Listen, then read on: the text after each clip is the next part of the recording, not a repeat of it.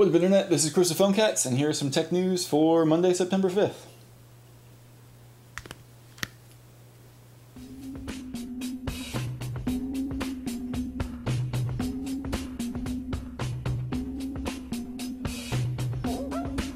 Okay, we're going to talk about Apple, we're going to talk about Amazon, we're going to talk about AT&T, the big three A's right now. Let's kick this off. Apple has lost their iPhone 5. They did their usual media hype stunt thing where someone goes to a bar in San Francisco and then gets drunk and then leaves their phone there, and then someone finds it. Last time Gizmodo bought it for $5,000, which was kind of crazy, and then there were all these blips about if people were going to get in trouble for it or not, or if it was considered stealing. But yeah, let's kick this off. So some dude is out, he leaves his iPhone 4, some guy named Calderon, who I believe admitted to being at the same bar, Kava 22, found the iPhone and may have hawked it on Craigslist immediately and made $200, but may not have. He's innocent until proven guilty. That's how things work. Apple used their super lead iPhone 5 tracking stuff because they're tracking every iPhone. So they tracked it down and they showed the police. The San Francisco Police Department got involved, and the police kind of escorted them to the location, and the police showed up in street clothes. So they weren't uniformed officers. I don't know if they showed up in a police car or if it was a street car, but that would probably be a factor too. So this Calderon dude answers his door. He has a family. I believe he's a Hispanic American, and he answers the door. It's a whole bunch of people in plain clothes, at least 2 police officers and at least 2 Apple employees. But that's one of the variables that's constantly changing. So we'll find out what's really going to happen when someone else gets the full scoop, or a week when this actually materializes more. But the cops were there. They said, we are officers, we are police officers with SFPD, and I kind of think that casts this umbrella over the Apple employees too, where Calderon thought that everyone there was part of the SFPD, so he was really compliant. The cops didn't go in his house. They stayed on the outside and kind of just stayed on the outskirts, because supposedly there wasn't a police report for this. There was no warrant made. They didn't have a warrant to actually search the guy's premises. But the police were there, and Calderon thought that these dudes were the cops. So he let them in. They asked to come in to do the search to try to find the phone. And people were throwing the word ransacked around. I don't know how much they ravaged this guy's place trying to find the phone, but they didn't find anything. And supposedly one of the Apple employees that's the security or detective dude actually has some former police experience. So he kind of knew what's the right word for it? What false pretenses were kind of set in place when one of those officers said that we are police officers with SFPD. It's not like the police announced I'm officer blah blah blah, and this is officer blah blah blah with SFPD, and this is blank and blank with Apple security or Apple detective agent team loss prevention, and they have a couple questions to ask you. Then Calderon probably would have slammed the door in their face or not even answered or something along those lines. But since they were kind of pseudo officers, he let them in, and apparently the Apple dudes were pretty aggressive. If any of this stuff is true, this is going to blow up insane. They were aggressive, and they were questioning his immigration status and the citizenship of his family. So what a great way to get this guy on his backpedaling, already freaking out, is that you knock on the door, someone announces that it's SFPD, and then you're questioning his citizenship and if he's an American citizen or not. There was also a blip that he was offered $300 as a bribe to give up the phone, and all this would go away and no one would get in trouble. So a lot of hype going on. This is pretty crazy. Cat Williams, you can step to the side. A lot of people are wondering if me or you lost our iPhone, would we be able to get the same response? And probably not, because our phones aren't this huge prototype that has millions of dollars, hopefully in antenna technology, and not just a cool captivating screen that looks amazing. But yeah, there's a lot of research and development in this, and it's their prototype.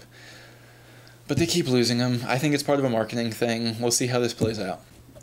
Okay, let's move on to Amazon. They're having this tablet come out. This is another hype fest, but it's going to be a smaller size tablet with a more easy to hold, hopefully around 7-ish form factor, and the price point's going to be right around $250. So they've learned, they know what's up. Amazon has a lot of experience. They've been rocking that Kindle for a long time, which you can buy on Amazon. You can buy that at Target, Walmart, Best Buy. They've got their little foothold. They're like anchor baby in the retail market. So Amazon knows what's up. Don't think that they can't make a good product. Sure, the first Kindle was kind of like clunky and floppy, but they evolved and they learned from their mistakes. So we'll see what's going to happen. The Nook Color is like super hot and has been selling like really, really well. And it's at that same $250 price point. And some of these super cool hacker kids are able to root it, throw Android to the max on it, and do whatever they like. So just know that there's going to be the same savviness and like desire with the Amazon one. But it should be running Android apps natively, or be able to run them somehow. But I know that hacker kids are going to find a way to just get like the juiciest like ice cream sandwich on it, and it's just going to be like super cool and only $250. Expect this to be big. There was kind of a whole lesson with the whole HP thing. You have got to you've got to have like everything in line, and Amazon thinks that this like super price point of $250 is going to do it.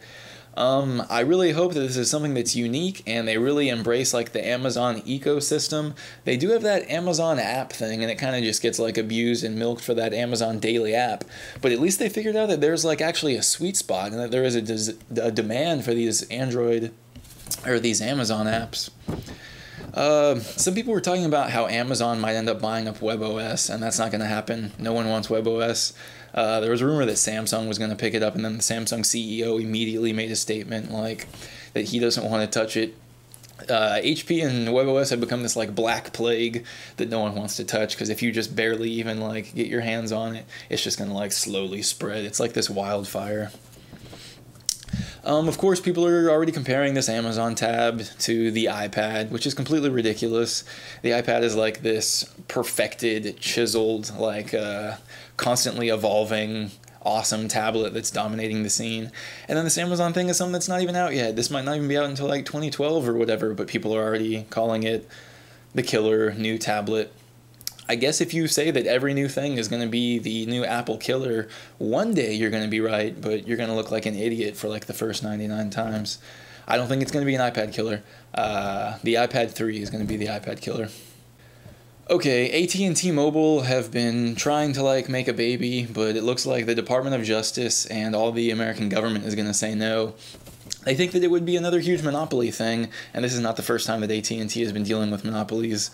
Back in the whole landline era, AT&T had been buying up all these companies, and then once again, like Uncle Sam stomped them out and kind of spread the wealth a little bit more, and that's what they're doing here too. At first there was a blip that they could acquire T-Mobile if they sold 25% of the company off to, I don't know who they would sell it to, I guess to like Verizon, Sprint, or like Cricket or Boost if they kind of wanted it to just flounder. But apparently that might not even happen. The DOJ, the Department of Justice, is saying that they want 4 players, or they like that there's 4 main players, and that's the whole Sprint, Verizon, AT&T, and T-Mobile. It's not even to the point where like it's an option everywhere. Like if you stab a pin in the US map, you're not going to have the option of full coverage from all 4 of those people. So it's already like kind of spotty coverage. And some people think that Boost and Cricket and like Clear Wireless, if they do that too. But all these other third-party Virgin Mobile providers, they're just like little blips or like sub-tier options. So keep that in mind. So AT&T is kind of being prickish about this. They dangled in front of like the US government saying like, we're going to make 5,000 jobs if this merger goes through. But people are like smart enough or have seen mergers long enough to know that they call it synergy or some kind of like joining efficiency or something like that. But it pretty much means that a whole bunch of people are going to lose jobs. Like if there's a 1,000 people doing like AT&T phone customer service and 1,000 people doing T-Mobile phone customer service, they're going to like get the best of both, or maybe just most of the AT&T people.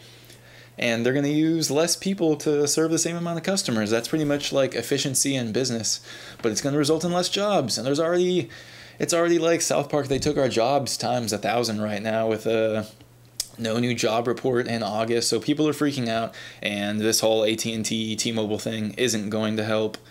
Everyone wants the competitive America back, where like there's constant innovation and constant like one-upsmanship, and it ends up being better for the end consumer. And they pretty much think that if AT&T and T-Mobile merged, it's just going to become this like huge monopoly giant to where like Verizon and Sprint are just like these lesser tiers that can't even compete versus AT&T, and results in higher prices for the end consumer, higher prices for me and you, less cool phones, like less options for me and you, and I guess that's about it. Okay, that's it for this episode of Phone Cats. Check out our next one. It's going to be coming out really soon. We're going to touch base on the New Zealand internet stuff. Now, if you torrent something in New Zealand, you can get your internet shut off and huge fines and possibly go to jail. The internet's changing, so pay attention. And supposedly the US had a big hand in this whole thing happening, so stick with this. There's a lot going on. There's a whole bunch of mid-sized phones coming out. Samsung is pumping out the Note. There are some like 5.6 and 7.7 phones that are finding this new spot to where like the size of your hand is going to evolve so that you can hold like a larger phone. Like your kids are going to have longer fingers and longer thumbs just so that they'll be able to hold like a tab phone and be like, yeah, I'm cool. What else we got? There's phone tracking. It's killing your battery. Every time that your battery dies, if you have a smartphone, your battery would have lasted like another hour or two, but information is being tracked, like your wireless state, if you're logged into Facebook or not, just where you are, GPS, your location, and it's being relayed and it's being sold.